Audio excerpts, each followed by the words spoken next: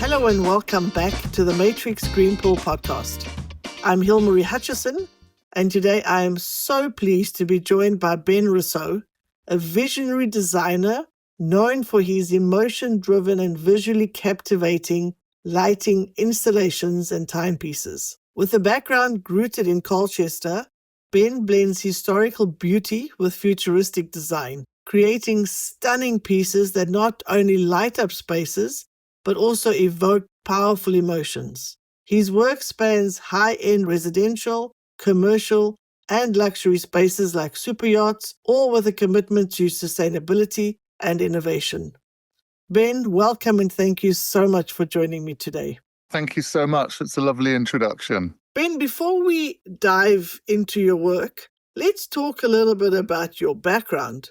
Growing up in Colchester and later being inspired by iconic films like James Bond and Star Wars, how did your early experiences shape the designer and visionary you are today? Thank you. Well, I think it came down from this beautiful old town that we lived in. It had this amazing castle at the top of the town, which is 2,000 years old. And we would go to school trips there almost every year at school and learn about the Romans and how clever they were. You know, you look back now and think, well, actually, they were very clever and the history behind it all is incredibly interesting. But as a young kid who just wanted to skateboard and do fun things, you'd see stuff like Star Wars and the James Bond films and these beautiful futuristic buildings and these cars with gadgets. And that's where I want to go. I had this burning ambition as young as I can remember to shape the future. You know, I was always interested in these really beautiful modern environments and vehicles. And I thought, well, you know, that's where I want to go. This old town is for the historians. You know, I want to be part of the future and I want to be the one designing the castles of the future. I remember it from really early on. I must have been 6, 7 years old that always thought I want to be creating the new thing, the life we're not living now. Yes, I think that's often the case with us. We don't appreciate as humans what we have right in front of us. We're always looking at the distance and seeing what's out there.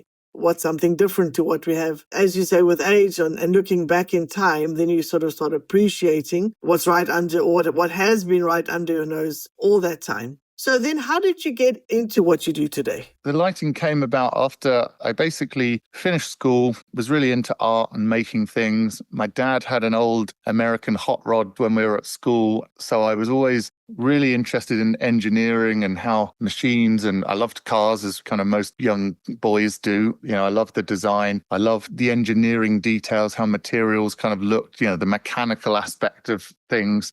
I was also really interested in the making and putting stuff together. My dad was very practical, so I loved to kind of learn from him and get involved. My mum was much more artistic, so I had the kind of grace and the kind of finesse from my mother's side, but the practical aspect from my dad. And went to art school, kind of experimented with a few different things like graphic design and computers and electronics and lots of different bits, which are very helpful for me now. But we started doing some model making, and this was kind of building little toy spaceships or, you know, small scale things that I was imagining as from a very futuristic world. And I spent so much time in the workshops because I had ideas of what to do with my assignments that it was actually learning from the technicians in the workshops that could teach me how to use a lathe or a milling machine. It was really being hands-on with materials and stuff that was the first thing that, oh, wow, this is really experimental, really enjoyable. When I went to university, I wanted to do film special effects and model making, but the model making world or the industry was all moving on to computer graphics. And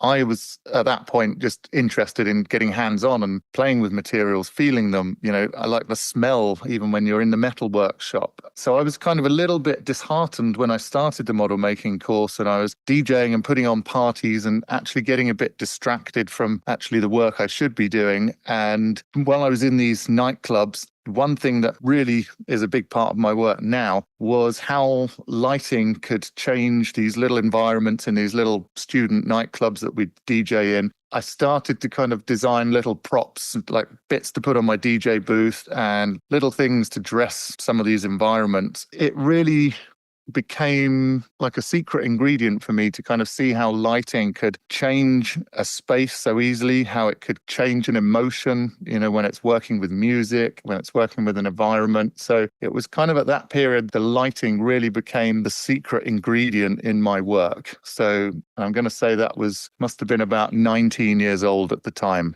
How fascinating.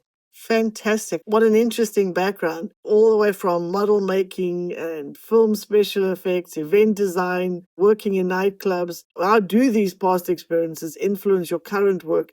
And what skills from those fields do you still apply today?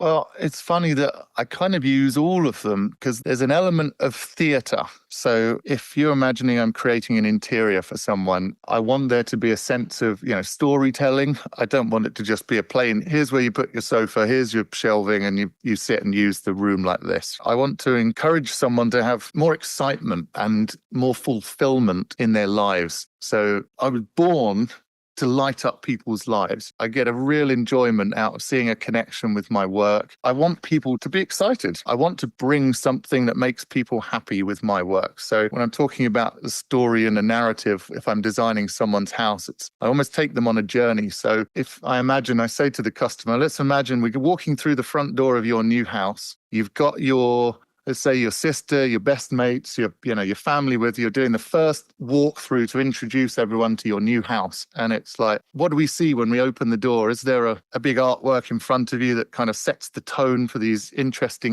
kind of journey of discovery through the house? It's kind of get them to imagine these beautiful things that we could put in place. And what I also do is there's almost 2 times of the day, because you've got the daytime and we want to think about how we use natural light, and actually light and shadow is equally important. So sometimes it's nice to have a little, almost like a dark corner where it might be really cozy for reading a book, or we might put a textured wall there where we put some really nice lighting, which the shadows actually create a really beautiful texture. There's ways of using spaces and absolutely light and dark to create these kind of wonderful pockets and very different feelings in a space. So when I'm taking someone on this journey through the house, you've got the daytime hours, and we do want natural daylight because there's nothing more beautiful than the nature's light. And depending on where you live and the seasons that you have to live, very different if you live in California to if you live in England. I treat spaces quite differently. There is also the secondary element when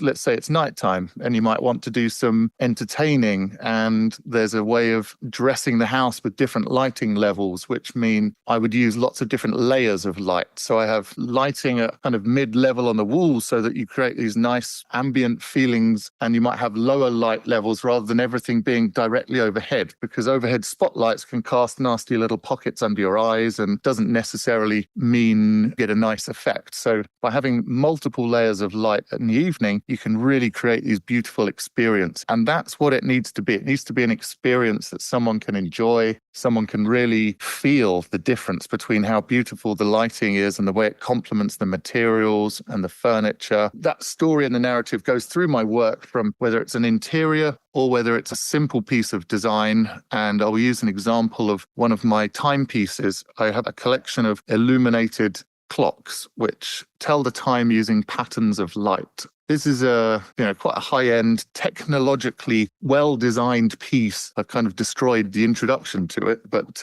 they're very beautiful and innovative. And the purpose behind those is I want people to have a connection. We've never been so busy. I want people to stop for a moment and enjoy the moment, enjoy being in the present time. Watch a few seconds go by, calm yourself down, and then get on with the next thing. It's nice to just have a little bit of time for yourself. So that, again, there's a lighting detail that extracts an emotion from you and effectively has a connection with my work. And that's something that I've started off, back in the day, creating little nightclubs and DJ booths and experience. People are having a good time, but now I take that through to my artwork, to the way that I do events, to the way that I create interiors for people. And it's incredibly important.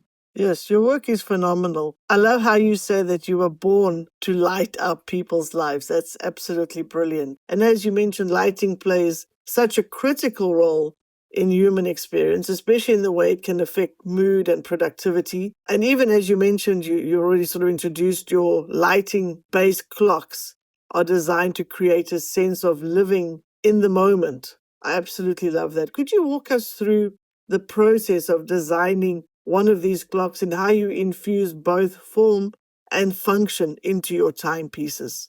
I can, because it started from I was envisaging a new collection of artworks. I was always been fascinated by how things look in nature. We'll take an example of the human eyeball, something when you look up close, the detail and the beauty of these repeating patterns in a human eyeball is unbelievably fascinating and really beautiful. And what I started doing was making some static artworks that were illuminated, but I do a lot of stuff with precision machinery. So I have these laser cutting and CNC machines, which, computer controlled cutting machines, which are very, very precise. And I was creating these repeating patterns that would illuminate and create this beautiful contrast between the illuminated material and then the material that I remove. So on a piece of acrylic, for instance, it's clear acrylic. When you machine into it, you get this kind of frosted witness. And I would illuminate these frosted segments. It would create these beautiful formations that lit up.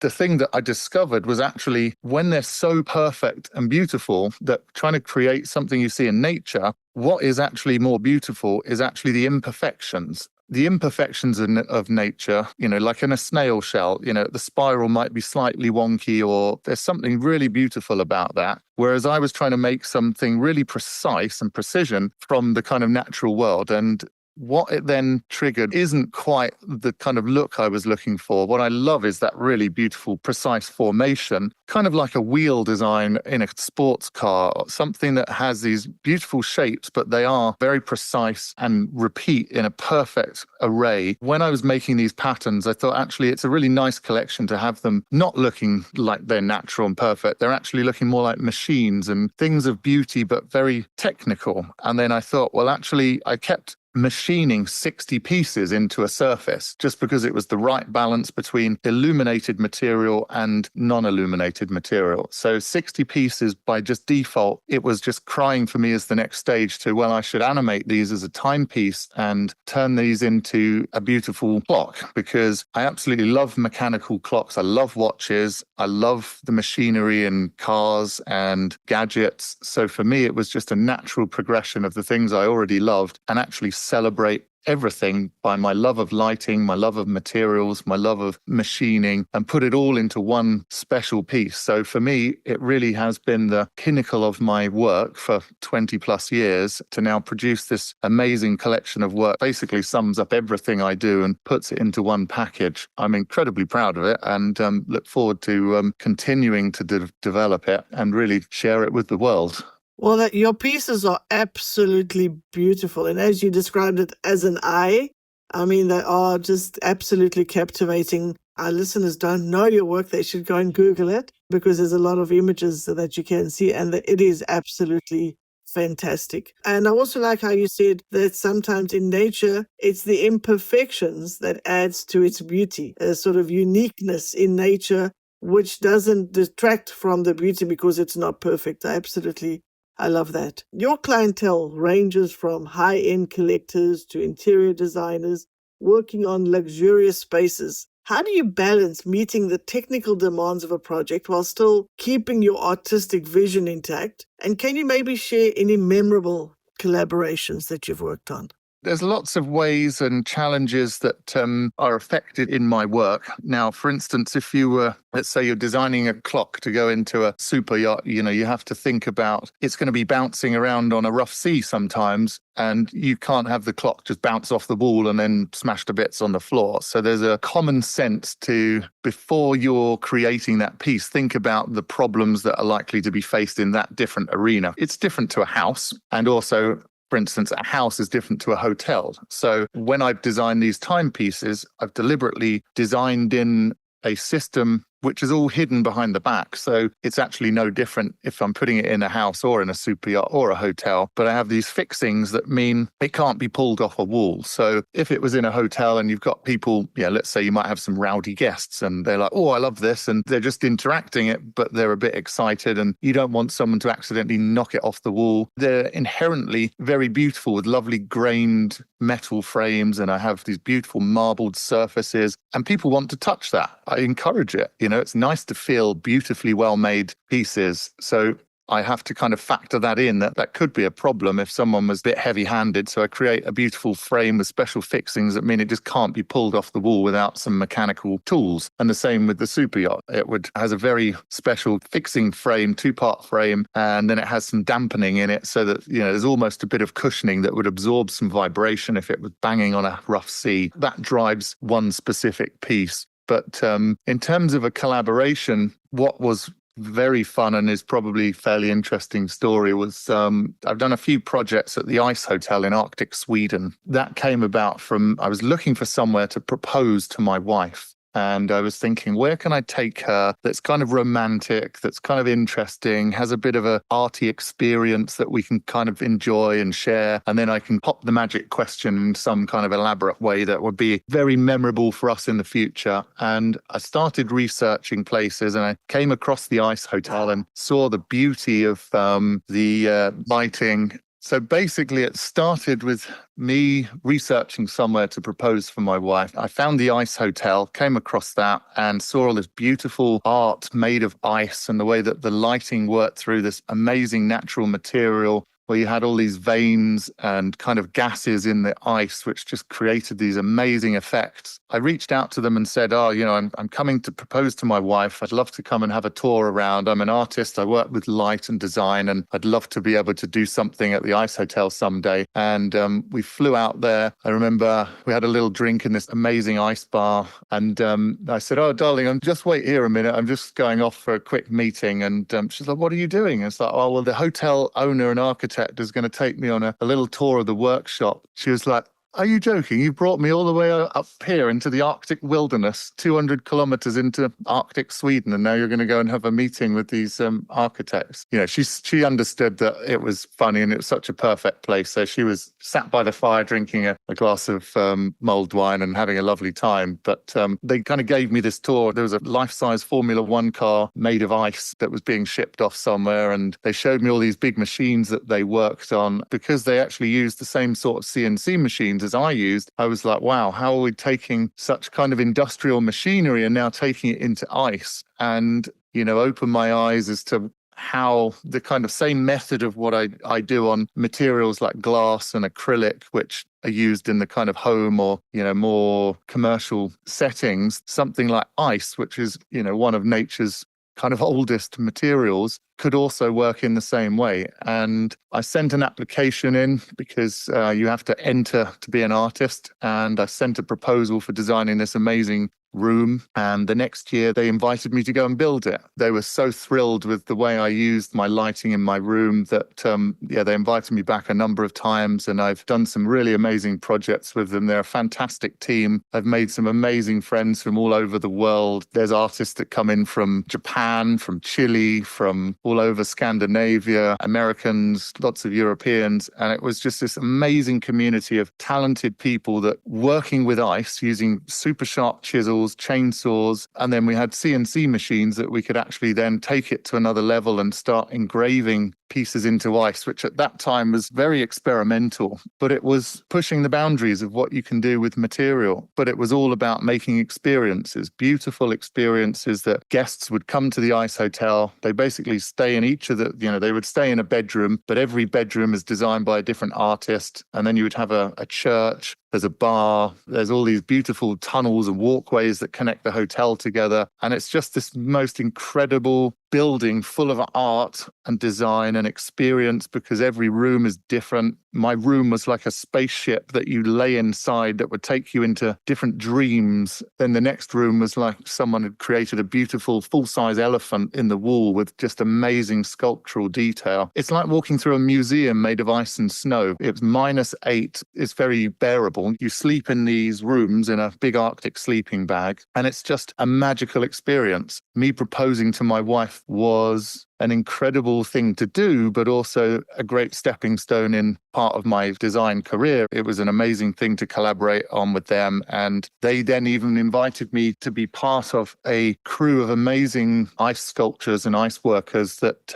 we created a giant catwalk for Chanel in the Grand Palais, which is this amazing venue in the middle of Paris where Chanel do their catwalk show every year. And we basically created this gigantic catwalk, which was like an iceberg sat on a stage that we spent about 2 weeks carving. And you had all the models walking around and inside. And at the time, Karl Lagerfeld came and, he was chatting to us. And, that was an amazing collaboration. The artistic work and take you down very different journeys, a wonderful thing.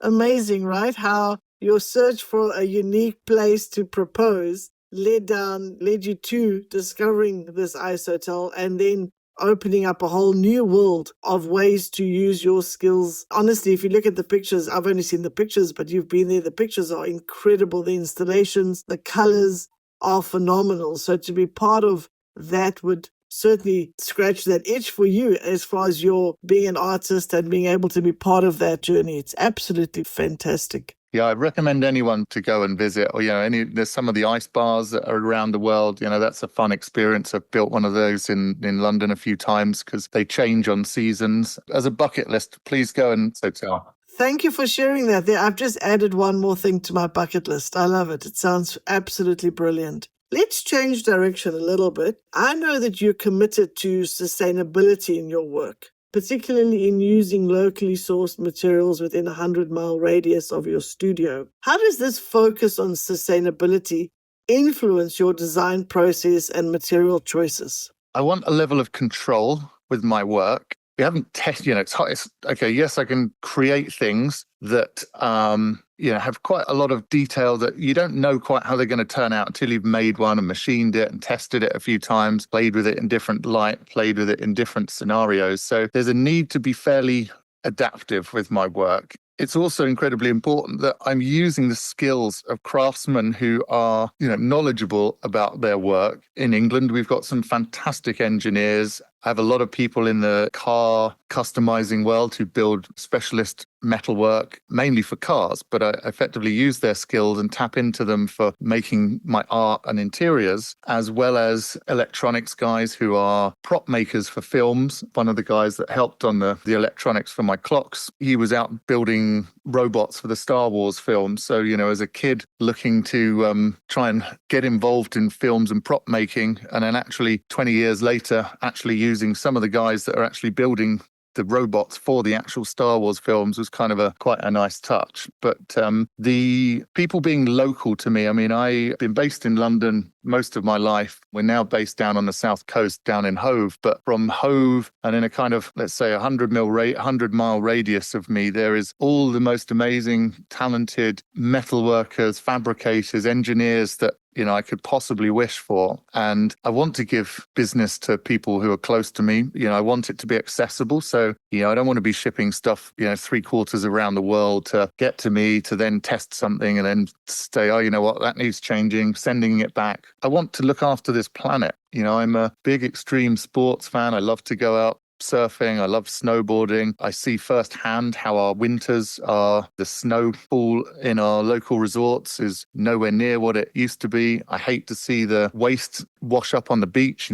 plastic bottles and things like that. So anything I can do as a designer, it really is our responsibility as designers to ensure that we are helping save the world. I absolutely can't stand this throwaway mentality of, okay, we'll buy this old chair for a bit and then, we'll throw it away and buy a new one next year made of plastic or whatever. I want to make my things that are made to last forever, and you pass them down the family. My timepieces, I've designed a set of electronics. If, after the lifespan of the LEDs, you could send the circuit board back to me and we'll just replace the LEDs and send it back and keep it going. My thing with my design work is I want it to have a lifespan to it. Keeping people close to me, and meaning that things aren't shipped from all over the world, and using materials that I can find locally, all of that is incredibly important. I want to support local businesses, but actually a big thing is that I want to tap into expertise that's close by to me. It is convenient for me to work like that. It's a nice thing to collaborate with engineers, and I learn so much from them. And actually some of the car people, or even the prop makers, you take them from their natural world and bring them into your art and interior world, and they quite enjoy doing something that's slightly different for them. So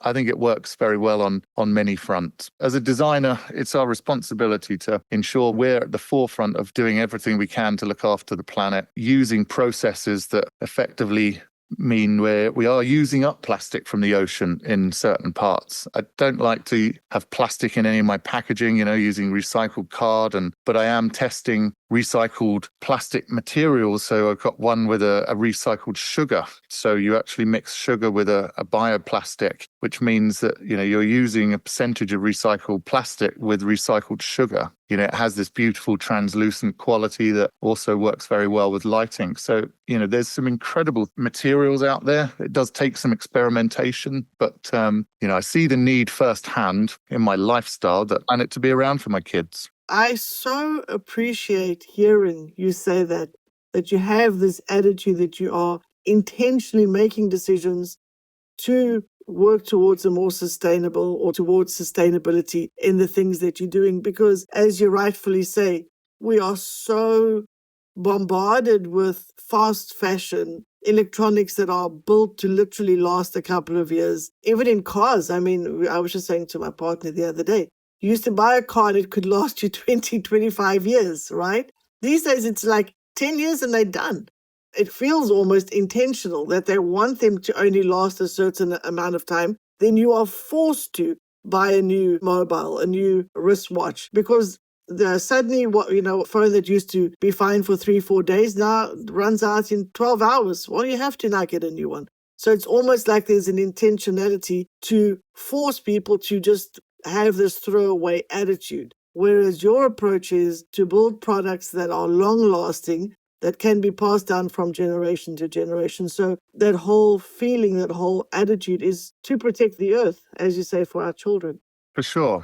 But I also think it just has more meaning. I'd be much prouder to say, this is the chair my dad used to have and sit in. And so long as it kind of has a look to it that kind of fits in with a semi-modern space, because my taste is quite modern. But actually, I've got a few old antiques that my dad had, even my gran had. They're things that got a story and are precious to me because my gran used to enjoy it. Then she passed it down and my family had it and my dad and my mum had it in their house. And then now I've got it in my house with my kids. So, there's something about that kind of story and history that you just, you can't buy that historical kind of aspect and that sentimentality. So I think it's a nice thing and it's important. It is. It's brilliant. I love it. Absolutely fantastic. What advice would you give to aspiring designers? There's a thing of being creative that ticks a creative hunger. If someone said to me, okay, you're going to be creative or you have a creative ambition, but you don't quite know what it is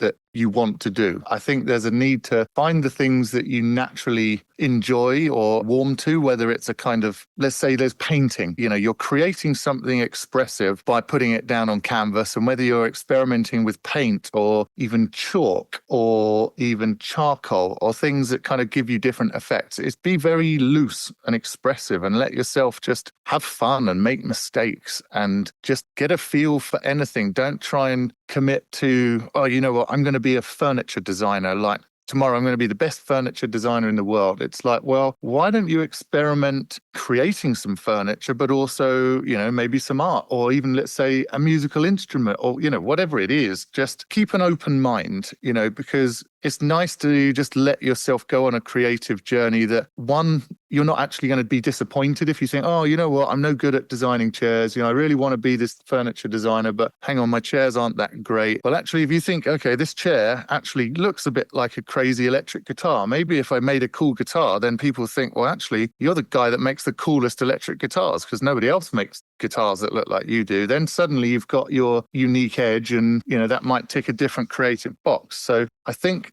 be experimental, learn from what people are doing out there, but, effectively do what makes you happy. And life can be too difficult and it's too easy to be negative. So I think do the things that give you a warm feeling inside. things that you can, keep an open mind. If you're going to a gallery, look at art, look at furniture, look at lighting, look at design, look at everything. Just take it all on board. And maybe some things will give you a completely different bit of inspiration that changes your direction a little bit. And it doesn't matter if you change direction. You can change direction as many times as you want, so long as you're doing it for the reasons to make you happy. Offending other people or doing things that upsets them, I think always try and use sustainable materials as wherever you can, but have fun. Life is about enjoying your experience, put your stamp on the world. And I don't think I can say more than that. To find different ways to express that creativity. Don't box yourself in too early in life. Looking at your career, just from putting yourself in different positions, you were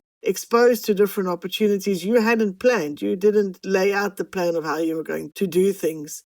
I also love what you said earlier about things don't have to be perfect to be beautiful. So also don't strive for perfection. So I think your advice is absolutely spot on. Thank you very much for that. And thank you so much for sharing your story today. It's been absolutely inspiring. I absolutely have enjoyed this conversation. Now we've come to the segment of our show where I will ask you some rapid fire questions, our version of a game show.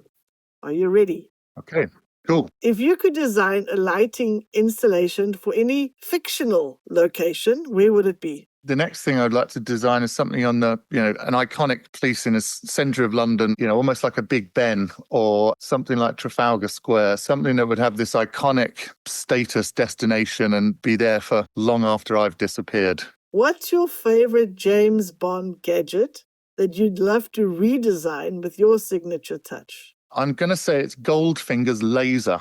There's the bit of Sean Connery lying on the bench and the laser's kind of slowly firing up between his legs. And as a light fitting or even a tool, I think I'd love to design something that's, a more modern version of it. There's something very beautiful, high-tech, almost dangerous looking about it, but there's something with this beauty that is also there. Colchester is the oldest recorded town in England. What's one futuristic feature you'd add to its historic streets? I would say a destination for, public and tourists to go to. We have the castle and that is stooped in history. What I'd like to put is something that's like an installation that people can enjoy and gather and be part of sharing together. I think in this world, anything that brings people together means you share an experience. I think everyone's on phones and stuff these days, and it's all about your personal experience with something. Well, actually, I think it's much nicer to have no phones and you're all kind of sharing an experience together. So I'd create some kind of, maybe it's a water fountain or even some kind of, probably be a lighting installation with a water feature that means people can sit around it and enjoy. And there's some kind of experience where you watch it for kind of 5-10 minutes and experience this kind of event. And then you go, wow, that was great, and move off and let someone else do it. So it's some kind of experiential event that people could take with them as a memory. I love that. And like you say, to be in the moment without the need for technology at that time. Excellent. Star Wars or James Bond? Which universe has better design inspiration? Wow. Star Wars gives me a lot of inspiration, and there's so much of that universe that it's hard not to, it's hard to choose between the two. I love the James Bond aspect because it is a bit luxurious to it. James Bond with his Aston Martin and his fancy watches and the fancy houses.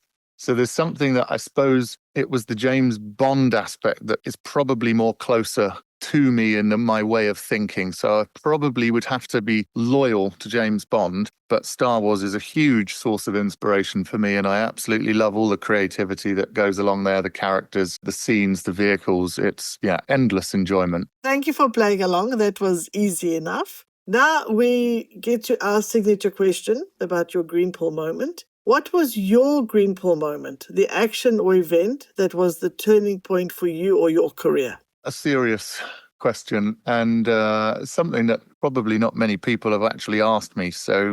But I'm going to give you an honest answer. There was a time I went back for Christmas, see my family, and I bumped into an old school friend. I'm only kind of, 19 at the time, 20 years old tops. I hadn't seen him for a while. I know he'd been kind of mixing with a bit of a wrong crowd, getting himself into a bit of mischief. We had a couple of beers and a bit of a best friends. I was thinking, oh my God, you've got to get out of this world. That's not good. I know. It's like, what do I do about it? He was kind of in despair. And my point was just get out of here, go to Australia, whatever, you just get away from this. I kind of left him thinking, oh, that was great to catch up. What a good thing it was to have seen him, but how horrific to hear all the things he's going through and let himself get into. And actually a couple of days after Boxing Day, I think one of my cousins called me and said that he'd actually taken his own life. That was incredibly difficult to digest because partly I must have been one of the very last people to see him, if not the very last person. Horrific, very sad experience. It kind of made me think, well, me sitting there talking with him of how I've got a few things going on with my design and my career, and it's kind of bubbling away and not quite sure I was fully engaged with it. I was still enjoying it, but experimenting. And I think, as I mentioned earlier, the model making industry was kind of all going to computer graphics. And I thought, well, I want to make more of the materials and making. And at that point, really committed. I'm going to do something with my design and my creative career. I don't fully know what it is, but I'm going all in. I'm going to make a serious effort. My gran, I was lucky enough as a child that she'd put savings away for me to go to university. And so I was very fortunate that she'd saved that money that I could afford to go. And I thought, you know what, I'm not going to let her down and make her proud. Obviously want to make sure my family are proud. Above all, it's like, I've got some kind of talent. I've got an imagination. I've got a drive and a hunger. I now need to put it into action. I now need to make this happen. So sad a story as it is, it really did give me a drive that it's like, right, this is it. There's no going back. There's no stopping me. It's not might going to happen. I'm doing this. I'm going to do it for me, going to do it for my friend, do it for my family, my gran. And, so I feel working hard has been part of what I want to do, to make something of myself, to enjoy what I do, and to be able to stand behind my work and be proud of it. And being honest, I don't actually do things for the money. I do things for the creative desire that it has in me. And as I mentioned earlier, I just love to see someone's reaction when they connect with my work. I love to see their eyes light up and see that they connect and to see it has meaning. And so if I can do that with my work, even if it's with, a small amount of people, then I'm happy. And I feel I've honored the things I wanted to do at that period of time. So I hope I've answered that question, but that's quite an emotional question. Yes, thank you so much for sharing such a personal experience. I can certainly see how going through that would have had such an impact on your life. To say, I'm going to do something with my life. I'm going to make the most of my opportunities and my talents. As you say, not just because of this friend of yours and the situation, also the grandmother, what she put in to help you to make sure that you could be a success and then to take those opportunities. Thank you so much for being here today, for sharing your fantastic and inspiring journey with us.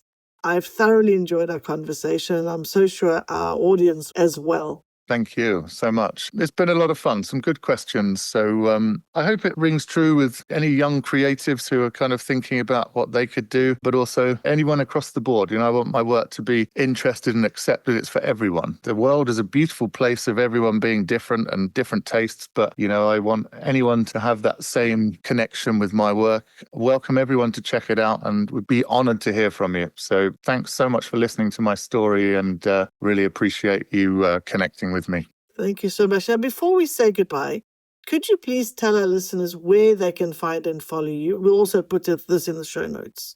Thank you very much. Yes, so my website is benrousseau.com, spelled BENROUSS for sugar, EAU.com. So that's benrousseau.com. And then I have my Instagram, which is under Ben_Rousseau_studio. So Instagram is at Ben_Rousseau_studio. They're good places. I'm also on LinkedIn. I'm pretty active on LinkedIn in the more of a kind of commercial aspect. So people interested to speak to me about projects or commercial aspects, very happy to communicate through LinkedIn. But website's good. You'll be able to get hold of me or one of my assistants, and we would be very happy to speak with you. Super. Thank you so much. Thank you again for joining me today.